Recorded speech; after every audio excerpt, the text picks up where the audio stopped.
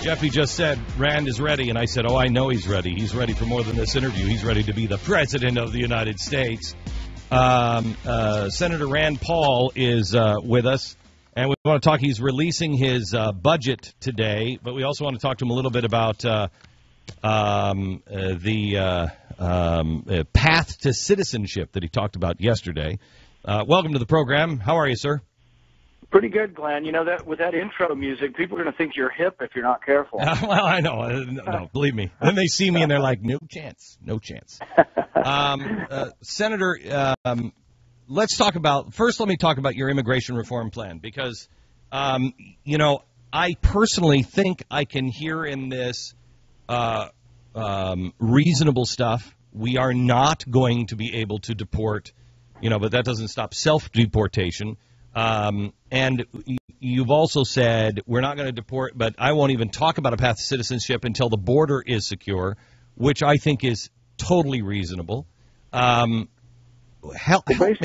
me out here, though, on path to citizenship, because that is a red light for a lot of people. Yeah, and I think a lot of that was misreported yesterday because in my speech to the Hispanic Chamber of Commerce, it never came up. The word citizenship, it's funny, somebody looked through my speech and they said, yeah, the only time you mentioned citizens when you said when you were a teenager you were not a model citizen. And I said, well, that's true. When I was a teenager, I wasn't always a model citizen. We didn't mention citizenship, but what my amendment is called is trust but verify, which means that in the past, we've been snookered into doing immigration reform with the promise that border security is going to come later. So I think conservatives, if they want conservatives to be part of this and if they want us to support immigration reform, we have to have a guarantee. We have to have a verifiable guarantee of border security. So in my amendment, what has to happen is each year there are certain border security targets that have to be met. An investigator general looks at this, the Border Patrol looks at this, does a report. We're going to have the governors of each of the border states look at this as well, and then that report comes back and has to be voted on. The big difference is it has to be voted on by Congress. The bipartisan commission is saying, oh, the president will issue a report, but that to me means a rubber stamp and not much. So ours is mostly about ensuring border security. As far as path to citizenship, we don't want to create any new path to citizenship. The only thing new is we're saying that if you're here and you've been here and you're working and you want to work and you don't want to get welfare, we'll give you a work visa. If you're here and you have a work visa, you can get in the same line that already exists for citizenship. This isn't a new line. This is like the same line if you're in Mexico City. So wait, I can stop you here. Why is this being reported the way it is? Because that is not there. I don't think there's a soul. That's not the way it sounded. That is not the way it is being reported. That's not the way it is sounding. And that is, and what they're trying to do, what they're trying to do is make it sound like you're saying, open up the borders. Everybody's going to be a citizen. Absolutely not. You know, one of the things I repeat in my speeches all the time is Milton Friedman's statement. You can't have open borders in a welfare state. And we've got the welfare state, so you do have to have a secure border. You also have to have a secure border for national security reasons. The interesting thing is the media completely misses this. My amendment is for the conservatives who do want some kind of reform because most of us won't vote for any kind of reform unless there is a guarantee that the border is going to be secure and that we get to vote that it's secure. We have serious problems. First of all, the door to citizenship is too narrow.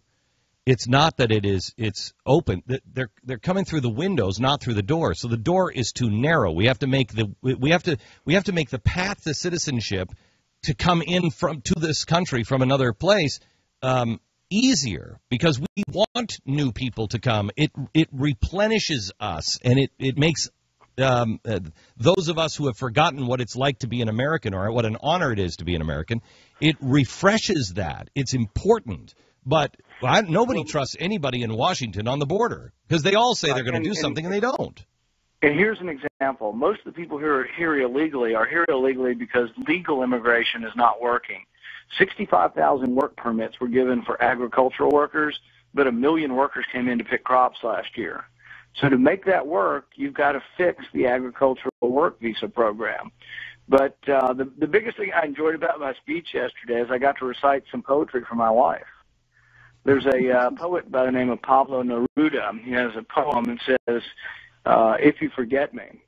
And it's a great poem, and I don't get to recite poetry very often. Well, so I yeah, told I my mean, wife would you when I like talked to- to her, got some poetry for you. I could turn down the lights. We could light a candle, and you could recite some if you'd like. I mean, it's a little uncomfortable, but I mean, whatever. All right, your budget plan is being released today.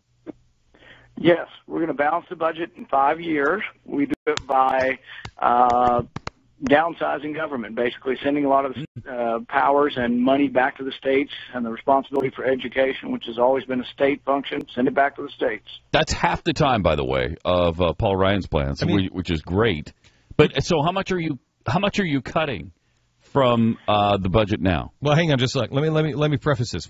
What Paul Ryan, which everybody I guess is touting for some reason, and the press is saying is draconian. What Paul Ryan is doing is he's taking what we had as a budget in 2002. Remember, that's at the height of the September 11th. We're going to war and everything else. We gotta have the Department of Homeland Security. He's taking that budget of 2002 and he's doubling it, and then adding 3.4% increases per year over the next 10 years. They call that draconian. What is yours? The Ryan budget goes from a growth of government of 5% a year to a growth of government of 3.4% a year. So government still grows under his.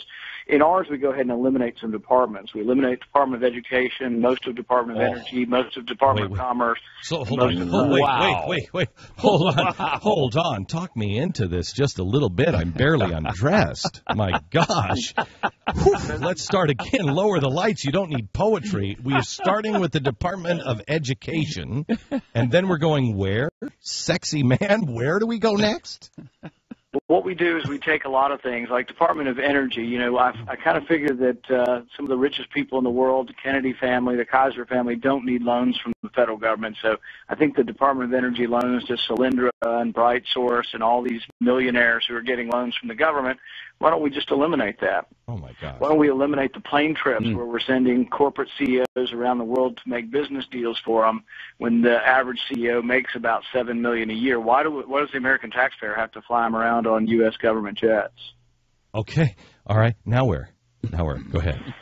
Well, basically, Department of Education, Department of Energy, Department of Commerce, and a lot of Department of Commerce is corporate welfare. And I think we as Republicans need to show that we're not the party of just big business. We're the party who says, you know what, we're going to cut government waste, even if it helps, rich business friends of ours, and not be just this crony type of government. And then housing and urban development really has torn down more houses than it's built.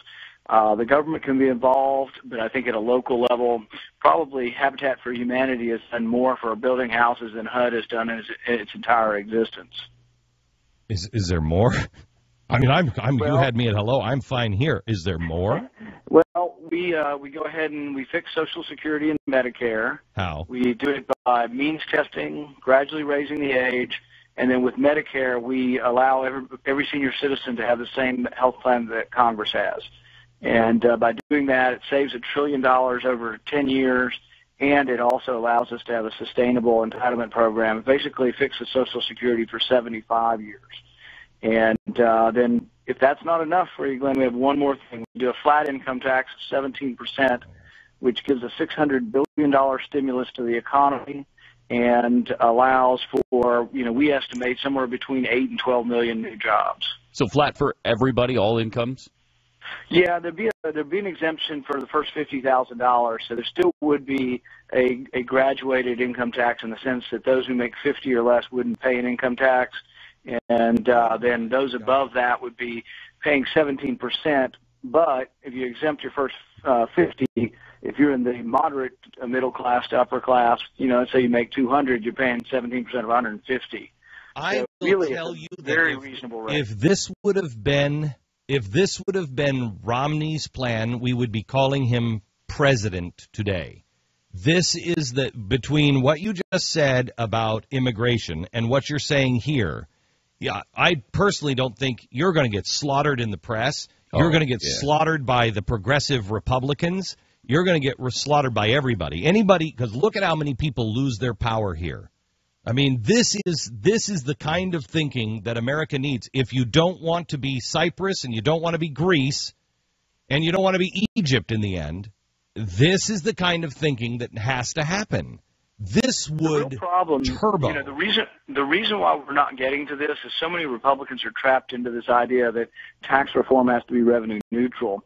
I want tax reform to leave more money in the hands of those who earned it and more money in the states and with the people, because that's the only economic stimulus that's ever worked, and that's leaving money in the hands of the people who earn it. Last week you introduced a bill that would ban the EPA's overseas expenditures. What is the progress on this?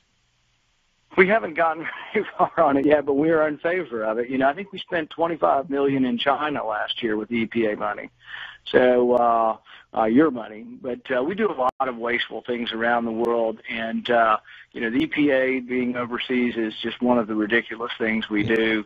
We've been still fighting all these crazy studies, menu on Mars, goldfish studies, roll-up beef jerky, you name it, the government's in it. And the biggest thing that really has resonated with people, though, is when the president canceled the White House tours, we came out with a statement that we found it incredibly absurd that he found $250 million to send to President Morsi in Egypt.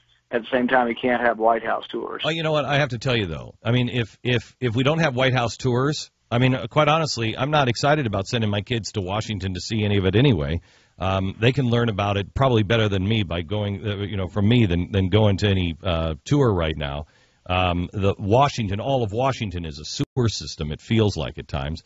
And if that's what it takes to get us back on track, but that is so ridiculous. Now they had a St. Patty's Day party at the White House, but they're going to cancel the Easter egg hunt. And if they think that this is going to be, I mean, I love this. The media and everybody is trying to make this into a big deal, and they're wasting time on Capitol Hill to get those things reinstated. Why? Are you kidding me? The president says he doesn't have time to enforce the laws, on pot, so we're going to put ourselves into some sort of constitutional crisis where, whose law do you enforce? Do we enforce all of the federal laws, some of the federal laws, none of the federal laws? Well, he didn't get into that, and he's arguing about the stupid Easter egg roll. Here's the thing, Glenn. He's releasing criminals that were in captivity, that were immigrants, that were felons. So he's releasing these criminals because he says he's saving money. But the federal government last year had $117 billion that was unaccounted for, improperly spent. They're not exactly sure where it went. They say that the Defense Department or the Pentagon, $25 billion could be saved just simply by doing an audit. They say $7 billion in the Pentagon is spent on things that have nothing to do with the military or national defense. And yet he can't, says he doesn't have enough money to keep people in prison. So it's inexcusable. But I think it's backfiring on it. I think the American people are going to see he's playing games and letting go criminals, and I think he's going to have repercussions for that. Real quick, because I have another important question for you, but real quick, what do you do with the DHS? Is there anything that happens to, I'm concerned about the growth of the DHS. As I know you mean after we privatize the TSA? Good. Okay, that's enough said. All right. Here's the one thing that I don't know if it is on your radar, and it should be. This administration is now trying to deport a family that has asked for political asylum and won in court. This administration is taking them back to court. To say that they don't deserve political asylum. They live in Germany. They're evangelicals. I think they don't live in Kentucky. I think they live in Tennessee. And all they were trying to do was homeschool their children in Germany. But there is a law done by the Nazis. It's an Adolf Hitler law that was never removed from the book that says you cannot homeschool your kids. They were going to take their kids away. So they moved here to the United States. They did it the right way. And they asked for political asylum. They won in court, and this administration is now arguing in court that homeschooling your children is not a basic human right. Well, I'm a big fan of homeschooling, and you've just given me an idea. I think maybe we'll see if we can file an amicus or a friend of the court on their behalf and see if we can get involved with that, because one member of my staff back in the 70s when he was a kid was homeschooled, and his parents in Kentucky were given a year in prison for homeschooling. And while their case was still pending the appeal, we got the law changed in Kentucky. So in the 1970s, it was illegal to homeschool in much of America. But we've changed those laws. And if the president thinks that homeschooling is something that can keep you out of the country, we're going to make sure he knows otherwise. Thank you very much. Well, my office will get you all the information on that, Senator. Senator Rand Paul, thank you. Always a pleasure to have you on, sir. And it is you are. Thanks, man. Thank you for being willing to stand up and take the heat. We're not going to agree on everything all the time, but thank you for standing. Appreciate it. Thanks a lot, man. You bet. Bye-bye.